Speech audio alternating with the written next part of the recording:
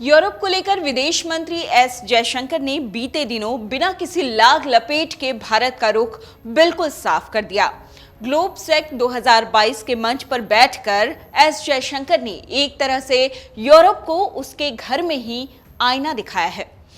जयशंकर ने स्पष्ट कहा कि यूरोप को इस मानसिकता से बाहर निकलना होगा कि यूरोप की समस्याएं दुनिया की समस्याएं हैं और दुनिया की समस्याएं यूरोप की समस्याएं नहीं हैं। एस जयशंकर की साफ गोई आम जनता से लेकर विपक्षी दलों के नेताओं को भी खूब पसंद आई है।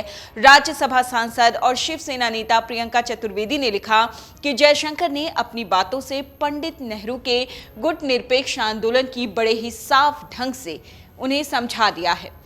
जयशंकर की टिप्पणी को भारत के प्रथम प्रधानमंत्री पंडित जवाहरलाल नेहरू की सोच का विस्तार बताया जा रहा है। इसमें कोई शक नहीं है कि दोनों के शब्द और विचार काफी हद तक एक दूसरे से मिलते जुलते हैं। 70 साल से भी ज्यादा के अंतराल पर हुई इन दो टिप्पणियों में भारत की विदेश नीति का सार छिपा हुआ है। चलिए सबसे पहले आपको बताते हैं कि एस जयशंकर ने क्या कहा था। जयशंकर उस मंच पर भारत की विदेश नीति पर चर्चा करने के लिए बैठे थे। रूस से तेल और गैस खरीदने के फैसले के संदर्भ में उन्होंने ये टिप्पणी की।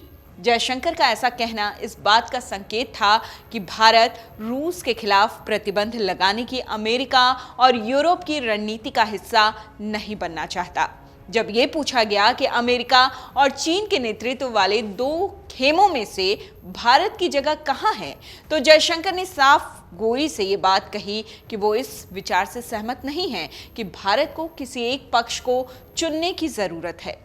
जयशंकर ने साफ साफ जवाब दिया और कहा, यह आपकी धारणा है जो आप मुझ पर थोपने की कोशिश कर रही हैं और मुझे ये स्वीकार नहीं है। मैं दुनिया की आबादी का 5वां हिस्सा हूं। मैं दुनिया की 5वीं या 6ठी सबसे बड़ी अर्थव्यवस्था हूं। इतिहास सभ्यता को भूल जाइए, पर मुझे लगता है कि सबको पता है कि मैं अपने पक्ष का अधिकारी हूं। विदेश मंत्री का साफ शब्दों में किसी गुट के साथ खड़ा होने से इनकार करना वर्तमान वैश्विक परिस्थितियों में बेहद अहम है। रूस और अमेरिका दोनों ही चाहते हैं कि यूक्रेन वाले मसले पर भारत उनके साथ खड़ा दिखे। भारत ने अभी तक बैलेंस बनाकर रखा है। भारत ने अपने सिद्धांतों और राष्ट्र हित को देखते हुए फैसले लिए हैं और किसी एक पक्ष को चुनने से भारत ने परहेज किया है। आइए अब हम आपको बताते हैं कि नेहरू ने क्या कहा था, जिसकी तुलना की जा रही है एस जयशंकर से और कहा जा रहा है कि नेहरू जी के भी ऐसे ही विचार थे। कहा जा रहा है कि जयशंकर की टिप्पणी और नेहरू का भाषण बेहद मिलता जुलता है। स्पष्ट नहीं है कि कौन सा, लेकिन मिलता जुलता जरूर है।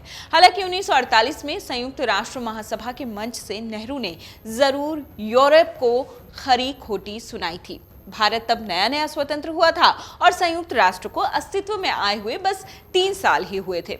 यूरोप के जिक्र से शुरुआत करते हुए तब नेहरू ने ये बात कही थी, क्या मैं एशिया के प्रतिनिधि के रूप में ये कह सकता हूं कि हम यूरोप का उसकी संस्कृति और मानव सभ्यता में आगे बढ़ने के लिए सम्मान करते हैं।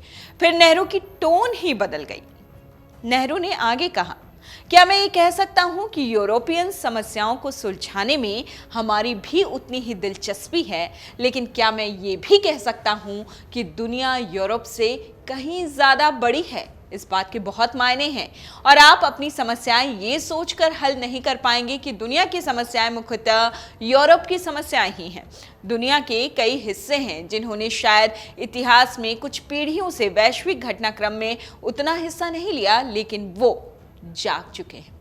और ठीक कुछ ऐसा ही एस जयशंकर ने कहा और साफ गोई से अपनी बात रखी कि यूरोप को ये समझना बहुत ज़रूरी है कि यूरोप की समस्याएं पूरी दुनिया की समस्याएं नहीं हैं और पूरी दुनिया की समस्याएं यूरोप जो ये सोचता रहा है कि यूरोप की समस्याएं नहीं हैं, इसे बदलना बेहद ज़रूरी है। डाउनलोड करें अमर उजाला ऐप और पाएं खबरें लगातार। अगर आप ये वीडियो YouTube पर देख रहे हैं तो हमारे चैनल को सब्सक्राइब करें और बेल आइकन को दबाना ना भूलें। अगर आप Facebook पर ये वीडियो देख रहे हैं तो हमारे पेज को लाइक करें।